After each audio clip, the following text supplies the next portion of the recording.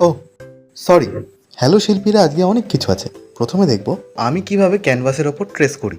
প্রথমে লেআউটটিকে উল্টে ফেলুন। আর এটা হলো কন্টি, অনেকটা চকের মতো। আপনারা চাইলে চারকোল পাউডার বা গ্রাফাইট পাউডারও ইউজ করতে পারেন। ব্যাকগ্রাউন্ডটা কালো হওয়া নিয়ে কথা। হয়ে গেলে মাস্কিং টেপ দিয়ে যে ক্যানভাসের ওপর ট্রেস করবেন তার ওপর প্লেস করে দিন। আর এর পরের কাজটা খুব বোরিং, মানে আপনি যেটা এঁকেছেন তার উপরে আরেকবার করে হাত বোলাতে হবে। তাই ফোনে একটু গল্প করছিলাম, আপনারাও চাইলে করতে পারেন। এই ছবিতে আমি দেখিয়েছি এক মহিলা পদ্মের ওপর বসে, তার হাতে একটি কলস, ঠিক তার পেছনে অনন্ত দূষিত একটি শহর। এইবার ছবিটা ডেভেলপ হতে হতে আরও কিছু ইমপ্লিমেন্ট হতে পারে। ট্রেস ডান, এবার ফার্স্ট ওয়াশ। আগে আমি কালার চওড়া ব্রাশে নইলে ওপর থেকে ঢেলে দিতাম, কিন্তু তাতে আশেপাশে জলে জল হয়ে যেত।